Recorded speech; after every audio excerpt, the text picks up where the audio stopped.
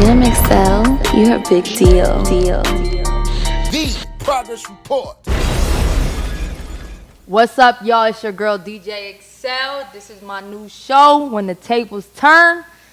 Really highlighting the DJs, really getting insight with the DJs. And I have, like a legendary DJ with me, DJ Montay. Okay? Hey, let me just my tell dog. y'all for people that don't know, he produced Walk It Out, Two Step, Low by Flo Rida, Shorty Low, Foolish. Grammy Award winning, and so much more. Like, that's like the huge shit, but like, Yeah, I got a lot more. yeah, I already know. So first of all, I just want to thank you for coming through, because it's a rainy ass day. Y'all can't see the weather, but it's horrible. You know, I had to wear my bright orange to brighten up your day and stuff. You know what I'm saying? It's all good. So I just want to say first that I've been in Atlanta for about 5 years. Okay, and I met you probably a couple years ago, and we always just like crossed paths and different things, but never really got to chop it up. But one thing I could say is you've been cool as shit from the beginning, real humble, to where like at first I didn't know everything you've done. I always, of course, heard Camp, Big Camp on what was it, Two Step and all of that. You know what I mean? Right. But I didn't know everything you done. And I still don't, you know. But the way you're humble and stuff, I appreciate that. And it's crazy because I don't know that many like DJs that's on tour with artists. Oh yeah, I forgot to say he's T-Pain's DJ. And Riff Raff. Okay, hold up, let's make it clear real quick. And I was going on tour with Black, you know, R&B group Black, early 2000s, you know, and I hit you up out of nowhere. You did, I remember. And I was like, yo, I'm really a club DJ, you know, but, you know, as a DJ, we got to expand, you know, and I learned that within these last couple of years. Like, you can't just be in the club every day, you know. So I hit you up just because, like, damn, this is the only person I know, you know what I'm saying? And you really gave me, like, you was like, call me. You ain't even just text me, like, three pointers, you know. You said call me and really chopped it up. And, yo, that shit go a long way with me, and I appreciate that because you don't really know me like that. You ain't have to do that. Man, anytime. I appreciate that. I never have a problem taking a phone call from a DJ. Yeah. Never ever. That's dope. Yeah. And I got Bel Air because I'm trying to get a fake sponsorship. This is a fake Bel Air plug, you know what I'm saying? And these fancy ass glasses. Yup. And DJ Montay said he doesn't drink, but he said he wasn't gonna have me on here looking a damn fool. So we gotta watch that cup though, because it better not be you know, fool the whole time. Cause I'm calling you out. Oh nah. All right. So really, what I want this to be is more of a conversation amongst DJs. But I would like you to kind of talk about your career a little bit. If you could sum it up from starting to like where you are now, and just highlight some moments. Okay. I started like really in high school, like when I was like I want to say 15. Yeah. Started at 15 in high school, DJing all the little high school parties and stuff like that. And I was going up to Greenbrier Flea Market trying to get in touch with DJ Jelly. Okay. You know, that's big bruh from me, you know, and Big O. So I was just walking up to the flea market. That was like 2 miles from my house. So I walked up there with change in my pocket. So what was he doing at the flea market? Who, Jelly? He was selling mixtapes. Hell yeah. Cassette tapes. Okay. You know what I'm saying? So we had a booth. Cassettes though. Okay. Yeah, cassette. So I was buying them with change, bring them back home, listen to them, try to duplicate it at home. So I had 2 tape decks. I was mixing with 2 tape decks. Okay. And Not even turntables yet. not even turntables yet. But I was going to DJ Will house. Okay. I don't know if you know DJ Will from Blue Fame. He showed me a couple of things, but Jelly them came to my house. That's hard. He asked me to come DJ a high school party with him. I came. I was nervous. I was fucking up. I let a whole song play. Hold up. Was you DJing on tape? No, I was DJing turntables. But you haven't had your own set. I haven't had my own set. So Bruh, something like that happened to me, and I fucked up too. Like, what did you do? Man, I was nervous. Jelly like, come on, man. I was sitting like, oh, shit. Like, I was trying to get it going. But from that day on, man, he just showed me, how to get it right. So I would go into his house after school every day on the turntables. But then he made me straighten up a whole room full of records first. And then he'll fuck them back up. And the next week, he made me straighten them motherfuckers back up again. Fuck them back You up. like, that then, shit not gonna come easy. yeah, nah, it ain't gonna come. Okay. It didn't come easy. You know what I'm saying? So, that happened for some years, and then I started records for some years. Yeah, so I started doing my mixtapes. Yeah. My own stuff, my own things, and then DJing the clubs with Big Run, and he was a big promoter then. So doing Club Chocolate, Envy, Club Crunk, Prime Time. You started smiling. Those must have been some good Oh, times. boy. Look. Listen, you don't even understand. Like that's when clubbing, when folks came to have some fun. It was 3,000 people a week. Friday, Saturday, Sunday, 3,000 people in line just to come have some fun. Yeah, well, it wasn't no sections like how it is now. It wasn't none of that shit. So it was just straight up dance floor and space. Like motherfuckers come to have fun, and that's what we did. We had fun. So that's something I really wanted to talk about, but I'm gonna let you finish, the whole story. But we definitely gonna come back to that because definitely. Times change, especially in Atlanta. I hate going out. We're gonna talk about that. We're gonna get back to that. Yeah. So, but the clubs, I used the club as I started getting into production. Okay. So I started using the club because I was a DJ. I knew what folks wanted to hear, so I was already making beats like at the age of 9. So I used that for my motivation. Yeah. So shit, I was making beats, and then my first single was Walk It Out. Really, I had the first song come on French Out Boys album when they had the Lean With It, Rock With It album. Okay. That Suckers Come and Try Me, I did that with them, and then Walk It Out was my your very first hit. yeah, first hit. But I did a lot of stuff a long time before that with Baby D, Bag Up, East Side, West Side, ATL, Ho, all that shit. So Walk It Out was the first one. When you produced Walk It Out, did you know, first of all, did you, when you produced it, is that hook something you came up with, or did you play it for the artist and be like, or DJ? Well, to be honest with you, that beat was like 2 or 3 years old. Oh, shit. Yeah, so heard it. Him and MC Assault came up with their own hook. Then when we went to the studio, which it was on my birthday, we went in there and recorded. I said, oh, this shit out of here. So so just hearing the beat, you ain't think it would, you ain't think twice about it really being something I special. love the beat. Yeah. Everybody who heard the beat was like, man, I like this beat. Yeah. I like this beat, but couldn't nobody figure out what to do with it. Yeah. And then came around because he was one of our DJs at first. And then he ended up just rapping on the motherfucker. Because I didn't know he rapped. Oh, shit. Yeah, so then he ended up rapping on it. Changed his life. Yeah, changed his life. That's crazy. And I came up with Two Step. I wrote the hook for Two Step and produced it. And after that was, Flow Rider and everything else came after it. So, the crazy thing with Two Step and Walk It Out, as a DJ, I can straight, not saying I would just play the instrumental, but I can straight drop that instrumental and it's just hard. Oh, you know what I'm appreciate it. saying? Because it's one of them songs, I like to do live blends, and that's always an easy blend. Walk It Out, you can do with anything, because the beat, just the build up and just how it drops. Appreciate it.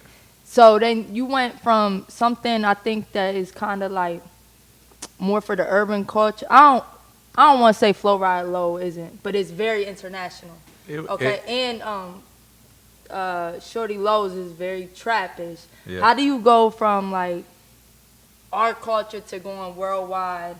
Well, see that record right there, the beat, back then you had your Scrub the Ground, your Too Much Booty in the Pants, your Magic Mike, Miami and Atlanta, your Kilos, all that kind of stuff that was part of my culture. That was part of me. So it wasn't no pop stuff. It was just some hood ass shit that, you shake that ass, bitch, and let me, that's some hood shit. So when I made that beat, I'm thinking on some shit like that. But then it ended up going pop. It was Paul Wall and Juvenile song first. Oh, shit. Yeah, Paul Wall said he didn't want it because it was going to make him go too pop. So and they then, felt that vibe, though, from it? Yeah. Okay. And then, so Juvenile wanted it. He was like, man, I want the record.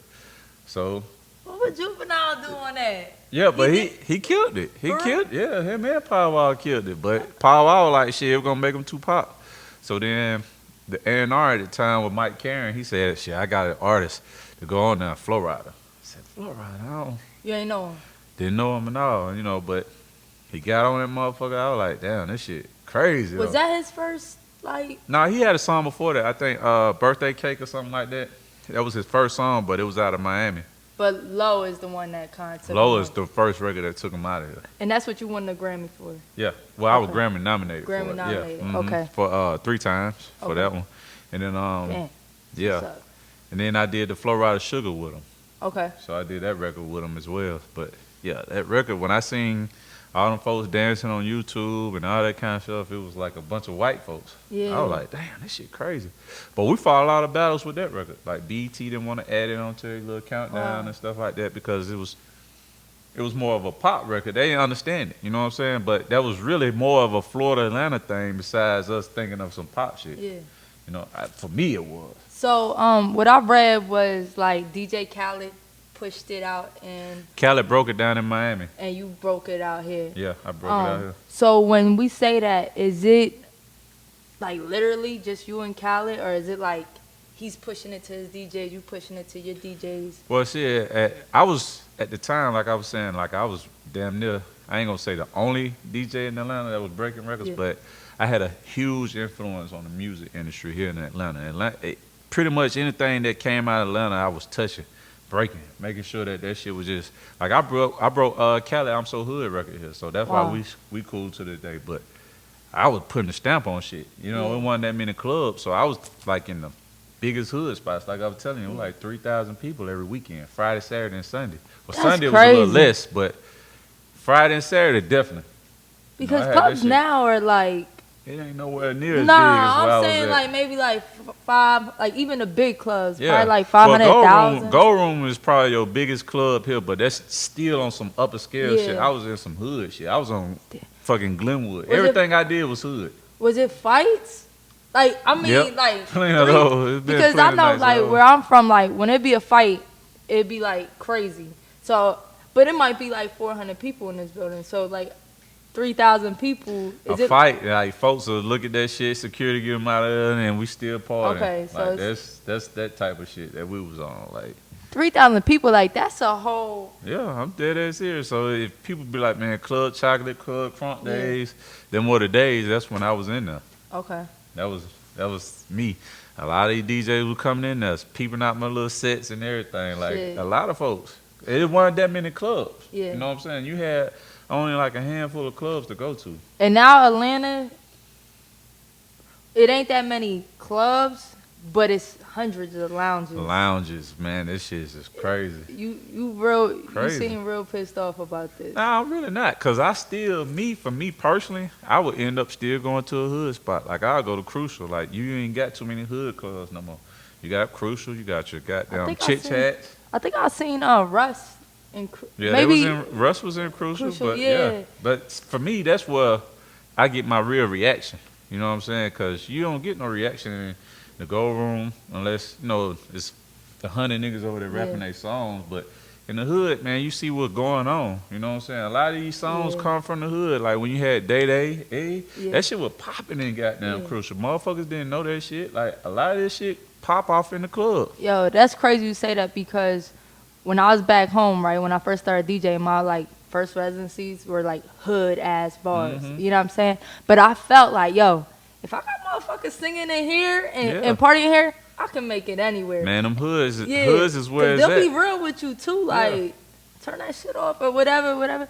You know, like, or they won't. If it's something they don't like, they just gonna like look at you crazy. Man, they don't be with that radio shit sometimes. They don't want to hear that shit that's already like, that's late. Yeah. That's old. Like, give us that new shit. Like, Yeah. even now, Liqueur, it's like this one of them spots that's what Yeah, my Thug, mother- all them motherfucker, Lil Keed, all that shit that came from. That That's little hard. spot right there, you know. That's hard. That's them hood shits. You That's don't see hard. that shit breaking in them big high-end ass clubs. It be You in know the what? That's hood. true because like when you in those high end clubs, you gotta kind of keep it really commercial Yeah. and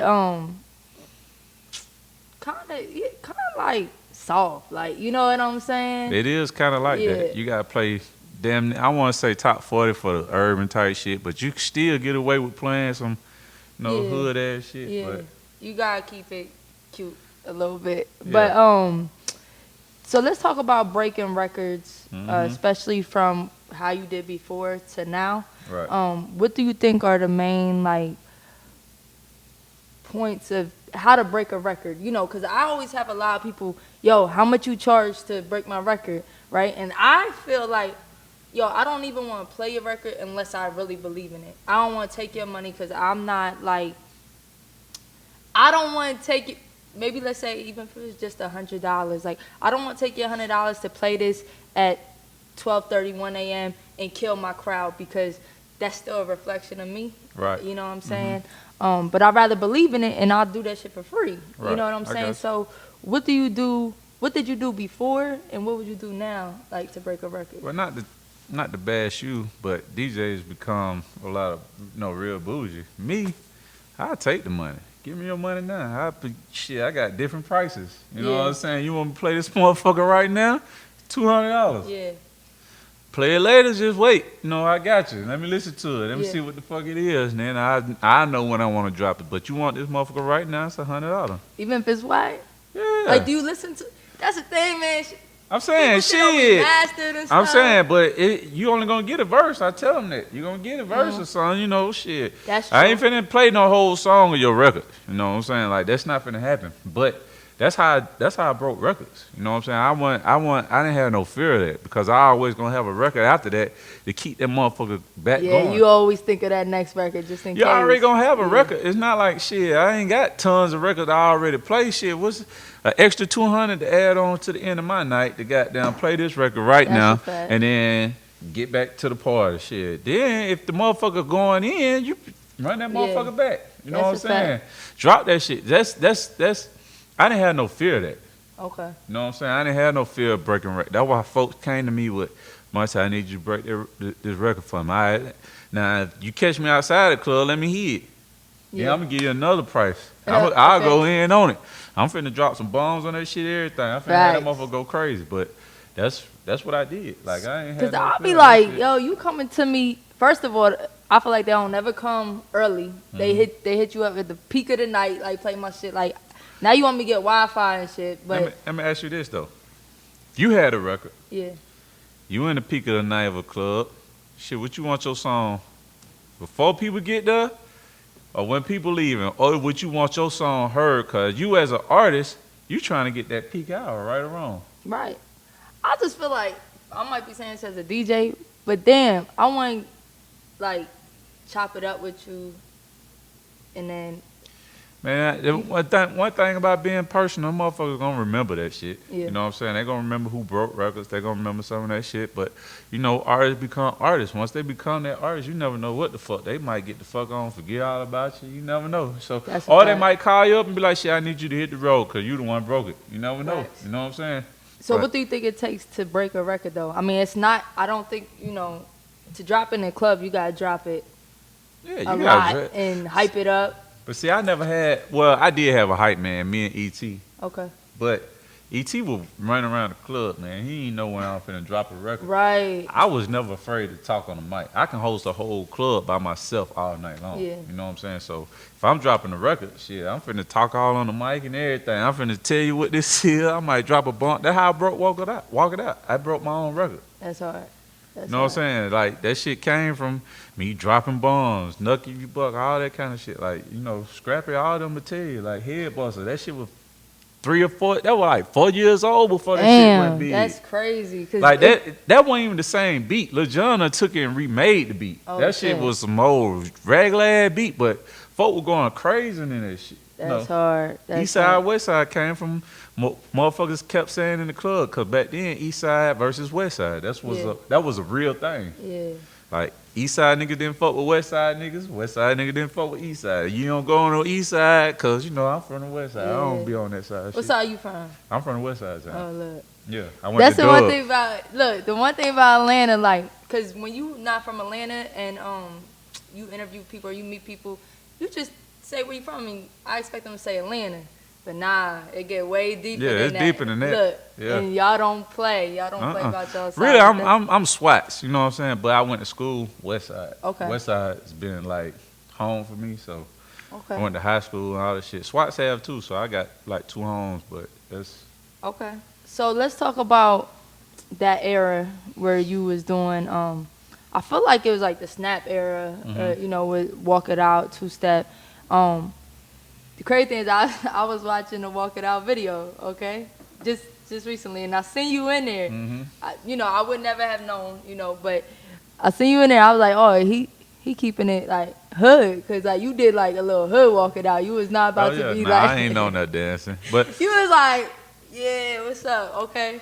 But how was they in the club? Like I know we kind of briefly talked about it. I do think sections kind of fucked up a whole vibe.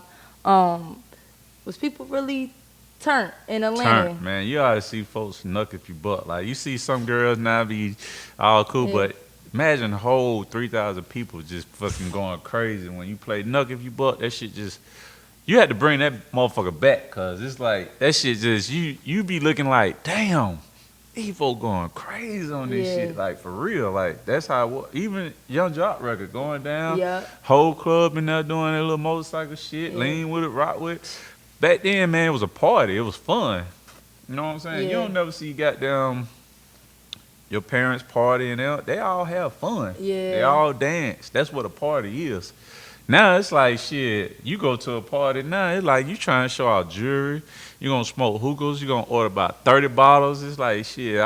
That's not my party. You know what I'm saying? Yeah. So I kind of am on the lucky side as a DJ because me and my partner Boss Brit, we do all girl parties. Yeah, where I see that. Yeah, where I really, first of all, girls like to dance more, obviously. That is true. But you know what? To speak on that, when I DJ for women. And I think every DJ should, and a lot don't. Yep. A lot don't. And some women are trapped out too. Yeah, Let's they not are. get fucked up. They you are, know what they I'm saying? But I like to like rotate, go through like the trap, like the more upbeat stuff, the New Orleans to even Jersey club, all that, But I can say I'm a little more blessed that we actually get people dancing. Right. Okay. But I do walk into some places and I'll be like, what the fuck? Like even as a DJ, you could play the hottest shit and they be like, niggas just like dead this. as hell.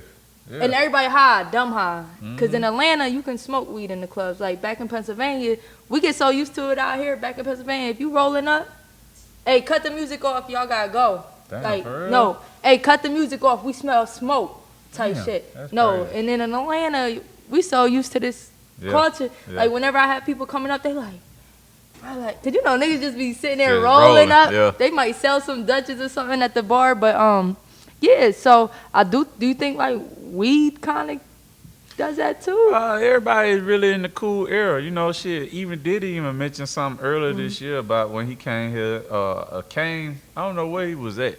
I think it was here in a couple other spots. But he was like, man, he want to make a club where it's dancing again, like, cause I guess he a dancing dude. You know what I'm saying? Shit, he like to have fun, but it's a lot of people that likes to go to the club and have fun. Besides just standing around, you have to spend $1,500 to $3,000 to get you a section and look cool with everybody else. It's like shit. For me, that's one reason why I don't go nowhere. Cause me and my section gonna be in the DJ booth. Yeah. Me and the DJ gonna be real cool that night. Cause I ain't gonna lie, like. Me personally. That's because even like the fact that I throw parties, like some, the clubs look out for us. I can't, unless it's a birthday or something, I'm not spending $500, $1,000. Like even if I got it, like I just can't think like, yo, this bottle really $30. Yeah. You know what I'm saying? But it is about that. I don't want to say clout chasing, but everything is about how people perceive you. We so worried about how people perceive us that we kind of get lost in that shit. Man, I don't care nothing about that shit. Like, by the time you walk in the club, you don't spend like $100. Yeah. You know what I'm saying? Like, shit, this ain't what I made that money for. I struggle too hard for it. Yeah. You know what I'm saying? For me to be showboating for anybody else, that's not my lifestyle. That's not what I do that for. Yeah, that's a fact. I have 4 children, you know what I'm saying? Oh, shit. Every penny count, okay? I mean, shit, they good, you know what I'm saying? But it's just like, it ain't for... My shit ain't for that. I take care of a lot of people. I feel you, and I agree with that 100% because I be like, there's no way you get, like, some people are like, there's no way you getting it like this where that you could just spend this much money. But a lot of people like to show out. And sometimes I see a lot of artists like to look like they have it more than they actually have it and get caught up in the hype. Have Yeah. you seen, like, because I know you've dealt with so many artists coming up now, have you seen, like, transitions of, like, artists where you be like, bruh, you need to slow down or something? Man, this my thing about it though. It always been like that. You know what I'm saying? Like even when you looked at Cash Money back then, you know, they changed. They might not have been theirs, you know, at the time. But shit, you faked it till you made it. Now they can buy whatever the fuck they want to buy. Lil Wayne successful. Juvenile been successful. Fucking Manny Fresh. Everybody's successful and rich. You know, this industry is all about perception. You know what I'm saying? Like Everything, shit. yeah. Yeah, everything. Don't nobody want to see no regular Joe got just walking down the street. You know what I'm saying? They want something to look. It always been like that. Yeah. You know what I'm That's saying? the When you thing. see LL Cool J, they motherfucker had the big ass chain. It always been about jewelry. It always been about showboat. So, shit, I can't really blame the industry. It's just What was your worst purchase? my worst purchase. I had 15 cars at one time. Old schools, fixing them all up at one time. First of all, how you got time to fix them up? I didn't have time. I was sending the rims out there and the parts and. Well, all right, was so it. were they for like personal use, or were you like planning on flipping them? I flipped them, Okay. but you know at the same time that shit end up. Backfiring. Yeah, it did. You had a whole dealership in your yard. Man, Yeah. I had like 3 or 4 cars sitting in the driveway. Then I had other cars over here and then some cars over there. You But forget about one. Nah, Like, them parts become so high. You know what I'm saying? Like trying to fix all them cars up at one time was really like a goddamn. That was I shot myself in the foot then. 15 cars. What the hell? Like, Yeah, a lot of folks know me from being into old schools. I'm still Oh, into shit. old schools. I got like 3 of them left, but Okay. Okay. So how many cars total you have right now? right now, 5, including my everyday drivers. Okay. That's crazy. Yeah. That's dope. I mean, everybody's into different things. I really like cars is cool, but I'll probably get 1 or 2 if I had the chance. Well, I Cause mean, ain't that insurance? but Are you I'm- paying insurance on 15? Nah, cars? cause Oh, they okay. now, you know, all of them still in development. So Okay. it's like I ain't. They just getting fixed. Okay. Yeah, and I'm taking my time with them. So Okay. Okay. I ain't So what was rushing on what was your best purchase? my best purchase, stocks. Okay. You still eating from that? Yeah. I How still did you got learn stock. about that? Big actually. Wow. Yeah, he into that and real estate and all that kind of stuff. So So Big started Big Productions, right? Big Records Big- and top quality. Yeah. Okay. So what made him? I mean, and I'm asking you for him, but Mhm. because he sounds very influential to you. Mhm. Like, what type of person is he? Because he seems like I seen other interviews of you just saying like, yo, he just want to help everybody, and he seems very knowledgeable. And even before I heard you say like he didn't even have to be in this music thing. Like, what would you say to describe him, just in general as a person? Because he sounds very knowledgeable and just wants to bring his folks up to. Because it's one thing putting somebody on, but teaching them to longevity, how to make it, like that's big. But to me, he like big brother. You know what I'm saying? So he wants to see everybody eat. That's always been his motto. If he eating, what am I? You know what I'm saying? That's his thing. So if he help you get to a certain situation, to a certain point, he looking at shit. I'm gonna be wealthy. I'll be just as rich. But he want to make sure everybody eat. He never took nothing out of nobody's pocket, none of that shit. So it's just like it's his own thing. Like he got money. Yeah. He ain't gotta take your money. He ain't gotta do none of that. Like he in the industry just for other folks. That ain't his thing. He don't know how to make no beats. He don't know how to goddamn. That's hard. Well, he seen was talented rapping. people. Oh, he was rapping? Yeah, he seen talent. So he was just like, shit, I'm finna just help. He started off with Jelly, DJ Jelly, MC Assault first. So Okay. that's where it started from. So you met Jelly by doing a mixtape thing, and Jelly introduced you to him? Well, I met Oomp's sister, Kim, first. Okay. That's who was selling me the tapes. You know, Oomp's Let's sister. talk about these networkings and really getting, Yeah. you know, So I was up there every single day, y'all. I mean, every weekend. You know, they was open on Friday, Saturday, and Sunday, but I was up there every weekend trying to, just get it in. Then, That's hard. we came from the same area as SWATs, like. Okay. So me and Kim, we was on the bus one day. She was like, shit, I'm talking to my brother, so started picking me up from school. You know, it was crazy because that shit was weird because I was like, damn, this shit. People you looked up to, and well, you know, my mom was kind of iffy, like, man, who are these folks you hanging around? Because back then, was on some other shit, you know, and it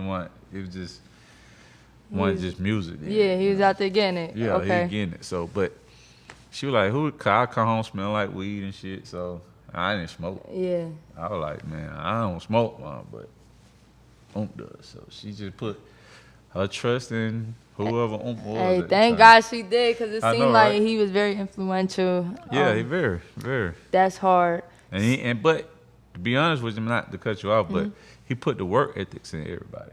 He made sure everybody go, ain't no slacking, ain't no forgetting shit, ain't no none of that. But how did he do that though? Like, what did on you? He was on you. He'll call you up at 10 o'clock in the morning, like, man, what you doing? Sleep, man. We got shit to do. So then everybody had that mentality. Me, Jelly, MC Assault, everybody had to wake up, and it was work. It was work every single day until we got to where we want to. Then Baby D was a part of our shit too, so me and him, plus on top of my work, we go to the clubs every weekend. We all fucking click up and we just. That's hard. It was a real team. Yeah, it was real. It was real shit. We had, we all worked together. That's hard. Yeah. That's hard. So you said your dumbest purchase, stocks being your best. Mm-hmm. And this is one thing that I want to kind of talk about, because all DJs, I think DJs should think about this, okay? Because this is what I do full-time, DJing, And you've been in the game so long, you start thinking like, I can't be in these clubs forever, right? So what advice would you give DJs to still, especially once you just been a full-time DJ, you're not going back to a 9 to 5. It's a way different lifestyle. Yeah. You know what I'm saying? What advice would you give to DJs as far like how to stay, financially independent, and still getting money, like other ways even in the industry? Man, I say look for the next up. You know what I'm saying? Like, try to do something bigger than what you done already. You know what I'm saying? Because that shit don't always be there, I know it's quick and fast money, but shit, you got to find something that's just, like, find your next shit. Like, for me, I have new levels. Like, I was like, man, I ain't going back to no clubs. I want to do some stage shit. That's what I prayed for. Then T-Pain called me. You know what? Hey, I need you to hit the road with me. So ever since then, I've been on the road with him for like 6 or 7 years. So I was like, man, I ain't going back to no club. Like, fuck that shit for 3 hours for this. So the money way different. Yeah, the money way different. Yeah. Like, what I was getting for 2 hours is what nigga be scared to pay a nigga that shit now. Yeah. You be like, damn, for real? I'm saying as far as touring to parties. Oh, yeah, the money different. Yeah. Yeah, but still, I'd rather be in different places to do, because they appreciate DJs. Like, I'd rather go to Vegas. I'd rather go goddamn do some EDM shit, which I've been working on that too. So, man, I got different views instead of being in some clubs all my life like that. Facts. So, how'd you build the relationship with T-Pain? Well, me and him had the record low together. Yeah. So, we did a couple of records together. We did the Dollar Who the Fuck Is That? Then he done jumped on Two-Step remix with me, and then we just kept in touch with each other because we always did selling hooks, and shit like that. So he was like, man, his DJ, I think was Little Boy at the time. Him and his DJ, I don't know what happened, but he was like, shit, I need one. Let go. I be telling people, like, sometimes you just gotta be patient, Yeah. And even moving with a good heart, like not saying like, yo, let me be your DJ or something. Just move right, and shit gonna come to you in ways you can't even think. Like getting a phone call, like, yo, I'm trying to take you on the road. What you think? Is that your big, like, first major touring? Well, I was touring with Unc. Okay. Unc, that man. He a whole DJ, now he got a DJ. That's crazy. Yeah, Unc was on the road for a year straight. Then I got into production heavy. Then Shawty Rock was his DJ. Okay. You know DJ Shawty Rock? Yeah. Coalition. So he was the DJ for Unc for the rest of the shit. So I was just like, I got into production. I found me another little niche. Okay. That shit was goddamn it. So production, more money. So I'm trying to get this money. Yeah, tier production. going on. The production is long term money. Like Facts. DJing for me is kind of if I need something for tomorrow or some shit, Facts. you know. But yeah, DJing. Because you still getting checks from Walk It Out. Shit, low, all that shit. Hell yeah, all those are like songs that my bad. Songs that could be like on a commercial for They been anything. on commercials. Like, I think Low been on like 16 movies, 10 movies or some shit. Been in toys, been all kind of shit. crazy. Yeah. So the crazy. Walk It Out too though. Walk It Out still like it was just in that Pets 2 movie. That's crazy. And like Yeah. they bring your stuff to light, like in places you probably never even imagine, like a whole Yeah. cartoon. Like Even Amigos Walk It Talk It. They showed us love. You know, that was an old record of ours. Yeah. That was Intoxicated Walk It. No, that was an old record of ours. Amigos. Because I'll definitely be mixing the two. Yeah, that was our record. Yeah, that's hard. Yeah. So Big shout out to Migos for that one. But yeah, appreciate it. what was I gonna say? So how has touring with T-Pain been? Like, I know the dope thing about T-Pain is he's very like international, where he got all types of songs. He just got the new remix with Tory Lanez. How you like shit that? Crazy. We've been performing it lately, recently, but that shit dope. Dope as hell. Tory Lanez sick for that. Yeah. And for him to give T-Pain like a whole new verse and shit. Well, not him to give him, but like for him to do a whole new verse on there was pretty dope. That's dope. Man, me traveling with Pain, I've been to places I ain't never thought of even existed. Yeah. I'm really, to be honest with you, like, I done been to Australia, Netherlands. I done been to fucking Papua New Guinea, which is like a third world country. Yeah. I've been to Africa. Man, so many places. Do you enjoy these places? I don't really get a chance to enjoy some of these places. Like, the only place I really got a chance to enjoy, because we was out there for like a long period of time, was London and Australia. We was out there for like 2 weeks. Okay. You know what I'm saying? You ain't just finna fly over there and just come right back. Yeah. That's like a 18-hour flight. Yeah. And fuck up your body too. People don't be knowing that, Oh, like yeah. your sleep and everything. Like, But look, this what I do though. For any international trips, I stay up all night. Like, I'll find me some movies to watch all night. I'll be up. Like, I'm up to the next day. So then when I get on that plane, I'm be tired in the motherfucker. Yo, I'm out. So I went. I was on a tour, a China tour, Hong Kong, Beijing, and the flight to Hong Kong, I think it was probably like 20 hours, 24 hours. Yeah, that's about right. So the crazy thing is, once I go to the club for sound check and shit, it's 9 p.m., but it's really 9 a.m. Right? So I'm like, yo, can you get me a Red Bull and shit? Like, I ain't gonna lie, it fucked my stomach up, like, because I'm drinking Red Bull at 9 in the morning, for real. Ooh-wee. And, you know, like, China is, like, legit the total opposite time. Like, if it's, our performance was at noon in the United States and 12 at night over there. Yeah, you know, that should be crazy, because shit, I think Australia was like 14 hours ahead of time. what the fuck? You be like, I know you be lost. Yeah, it's almost like a whole day, like, ahead of us. I was like, man. But then I done got used to that shit. So then when I came home. Are you performing Wednesday, but it's still Tuesday back at home? Yeah. That's some crazy shit right there. Nighttime. Yeah. Y'all just waking up. That's crazy. Yeah, that shit, wow. But the crazy thing is I had an opportunity because I had a hype man that did like records like Fat Man Scoop and stuff. His name's Gizo. Like, he is a Spanish dude, but like he was really dope. So he got booked on, you know, on this China tour. I think we went on 2 or 3 tours. That's dope. And Congratulations. Thank you. And he was like, yo, you want to come with me? And I'm like, yeah, but I'm doing all hip hop, okay?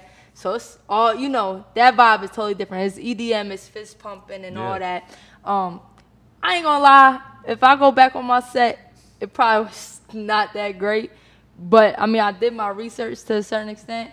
But I didn't really like EDM and stuff, right? But once I did the tour, I felt the energy.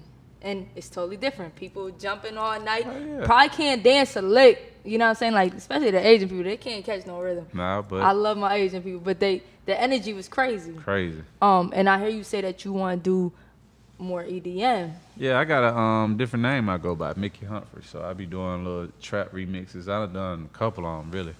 And I be doing that. I haven't been doing them lately because I've been focusing on artists, and I've been traveling a lot lately and been doing production. So I ain't had time to really get to myself. So like I feel like, shit, if I can help this person get on, this person get on, this person get on, what am I? Yeah. Then I had time to do my shit. I'd be able to have time to do that, but it ain't about me right now. But you trying to get into the EDM world though? Yeah, I done did it. I done did remixes with Shaggy. I done did the EDM. I mean, as far as like DJing. And I want to be on some big shit like doing Tomorrow World and all that kind of shit. Cause these motherfuckers is getting like crazy, like 100,000 a set, yeah. and I might be totally wrong, but it don't seem as hard as hip hop would be. Well, it's pre-recorded. And then it's just like hip hop, like we gotta know when to cut out, and right when you cut out, you hit them with another banger. Yeah. EDM is just be like, okay, we flowing. That's what it is, for real. Like they go off of a feeling, which, being in that music from what I see and what I learn, shit, you damn near know what's gonna go on. Mm-hmm. Them kind of crowds, you could tell them fucking jump on fucking count of 3. They already ready to go. Yeah, they ready to go. And the right lights. But the energy though, as DJs, we really feed off of energy. Energy, you know what I'm saying? everything. Because if you play a throwback song, you just playing one throwback song and everybody going crazy. In your head, you got like 5 more lined up. Shit, you know that's how we is on stage, me and Payne, though. Shit, we feed off energy. If folks just like this and they ain't, cause y'all skip something? No, we just got down. Our hypeness ain't gonna be there like if it was if the whole fucking crowd going crazy type shit, so. That's crazy. Yeah. Energy, so, everything. matter of fact, talking about energy, we're going to wrap it up soon because I don't want to keep you too long. That's cool. But, like, I got 1,000 more questions, but we going to do, like, a part 2 eventually. Yeah. But one question I had, I know you do radio, and we haven't really even discussed that, but you've been on the radio for a while, right? Yeah, I've been on radio for, like, I want to say 13 years maybe. Okay. And you came up under Jelly. Yeah. Right? I came up under Jelly. Cersei, them hired me at Hot 107 back when he was with Hot 107. That's hard. Yeah. So this is a question I have because I always wanted to do radio because I just thought it was a dope little outlet, you know. But how do you keep the energy and some stuff is pre-recorded, but some stuff is live, correct? Me, I be out of town a lot. Okay. I ain't gonna lie. Like I might send in some pre-recorded stuff. Okay. Yeah, but I take the time out to put it together. Yeah, because I was gonna say like the only thing that I think will have me a little fucked up is to have that high energy when ain't nobody around. Like doing mixes. You still gonna be nervous because it's like over 100,000 people listening to your ass at one point. Like, but it's way easier to like if you DJing and everybody's dancing, you just go to the next. But when you in your room or studio, you like, man, shit, I still was nervous on the radio because you live. Yeah. You know what I'm saying? You Any live and mistake. folk, any mistake. Folk riding their cars. It's like shit. You know you got an audience. yeah. It's just you ain't seeing motherfuckers react. You in the room, you don't know what's going on, but you got an audience. Yeah. They out there, they riding around, they listening. Yeah, somebody asked me before, he was like, would you rather mess up on a live mix in a club or a mixtape?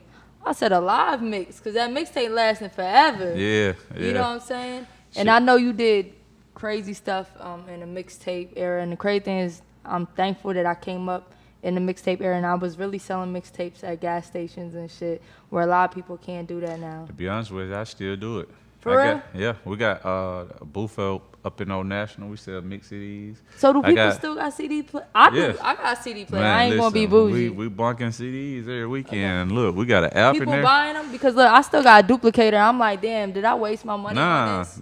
Then I got an app that we developing. DJ Jelly MC Salt.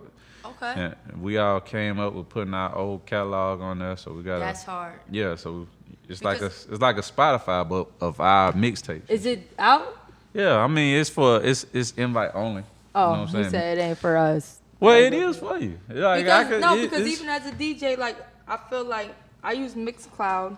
Right, I'll be on there too. Yeah, I heard a couple of your mixes. I think you sent it through email. Yeah, I definitely listened to a couple of your mixes. But we need more of that though, cause I feel like the mix era is kind of dying, and there's no way it should be like. Or how do you feel about it? I don't feel like mixes are more as available as they used to be. They're not as available, but shit, there's a lot of folks that really don't appreciate it. Like the younger cats don't appreciate the mixes like I came up with, but shit, I still do them, cause you never know. I don't think it just been introduced to them yet, like Yeah. how it was for me. Like back then, listening to the radio, like the 9 o'clock cut up shit was the shit I was waiting to hear. Yeah. Hear what the DJ do and all that kind of shit. And but, blends and all that. Yeah. I feel like yeah, but shit, everybody on fucking iTunes and all that. Even though I got some shit on, I got mixes on Apple Music too. So I you got. gonna invite me to your Yeah, send I me an guess I'm invite? gonna hook you up as soon as we do this. All right. So, Mixtape mobsters. okay, dope. Because I even slacked more on my mixes. Where I used to be dumb hard on mixes and blends and all that. And now it's like, You can't. damn. You gotta stay hard on that shit. You gotta stay on it, cause Facts.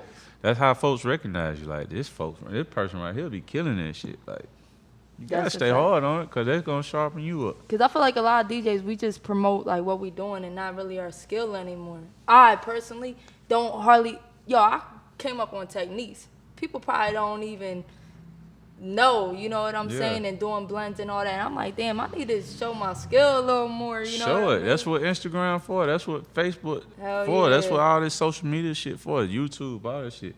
If you look at shit like BPM Supreme, they always showcasing DJ. Yeah. You know what I'm saying? Even I done took Pain up there, and we hit the turntable. a couple That's times. hard. Yeah, so he DJ too, so shit.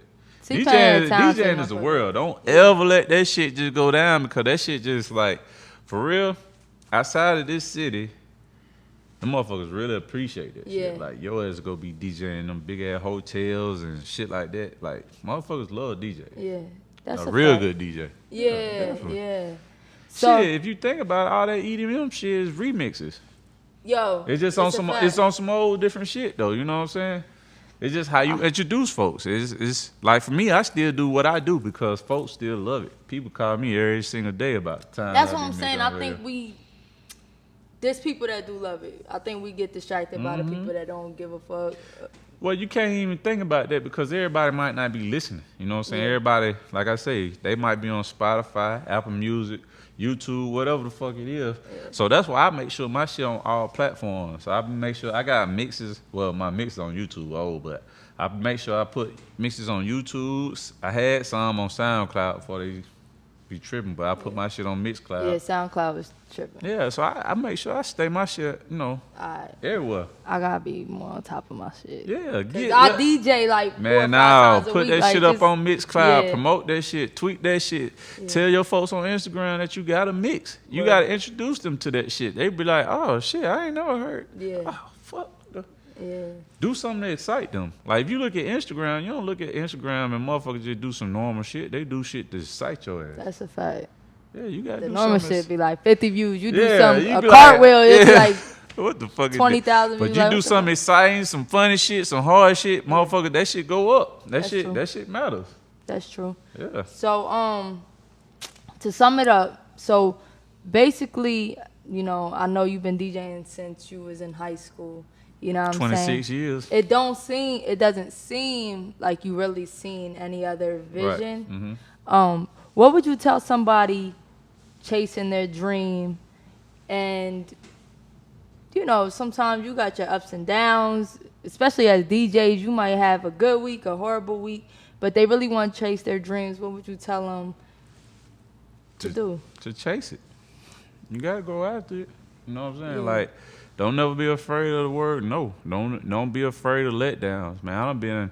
I done been there. Yeah. You know what I'm saying? Especially when you sell beats, shit. You make tons of beats, motherfuckers think that shit hard. And motherfuckers be like, nah, that ain't it. But then this person over here see it and be like, you know what? I love this Yeah. shit. Then that person be like, man, why you didn't give me that? It was the same thing I gave to you. That's But a fact. that was on some production shit, but it goes the same way for DJing. You got to keep going after it. Just because a club owner might be like, nah, I don't need no DJ. I don't need DJ. But he don't seen you so much, he'll be like, shit, if that DJ trip out, come on, I need you. Just like I was with me and Payne. Yeah. You know what I'm saying? Like, shit, I just stayed in touch with him. He hit me up like, man, I need a DJ. That's Shit, hard. all right, let go. Just stay in these folks' face. Keep your network game strong. That's all it is. The network is key too. Yeah, it's key. Well, thank you. I appreciate you. Never so a problem. Much. You know what I Appreciate mean? you. Really just hit him up and he was rainy ass day. Yeah. You gonna go back home and Actually, I'm going home and make some beats. Okay. Yeah, I thought you that's said what you I was about do. to cook or some Yeah, shit. cause we just did Big Corey Son. Okay. We just had a placement on Earth Game album. We did that Bank that's record, and we just did 2 on Jesus shit. So you know, we just What other artists are you working with? right now we got I think I don't want to jinx it, but we got the Yellow Beezy record coming out next with Ty Dolla. So Okay. yeah, With We him? just- With the artist you got? with Big Corey. Yeah. Yeah, he a producer. He Okay. Son. Okay. The one who said Camp Production, Yeah. he done came up from a little baby. On the video? With Yeah. the chain? Yeah. That's so hard. He fucking making crazy ass beats, engineering, but that's being persistent. That's staying at Hell that yeah. shit though. So we at it. Well, that's hard. Big shout Yeah. out to the Progress Report. We gotta get your artists on the Progress Report Man, too. we gotta get all. I got Yeah. tons of artists. I got Yeah. Shantae, I got Tay Drain, Baby DJ, Tez, fucking Cappy. I got we Shit. need Well, to we make ain't it got a that on- many. Yeah, nah, we got. Yeah, we do. We gonna make it an count night. See this? Okay, that'd be hard. See how I'm just a count night. Hey, Progress we might, report. For real. I Yeah, ain't that's lying. serious. We gotta line that up. That'd be hard. But That I is. appreciate you. This is when the tables turn. Conversations with DJ eXeL on the Progress Report. Thank you. Hey, appreciate it.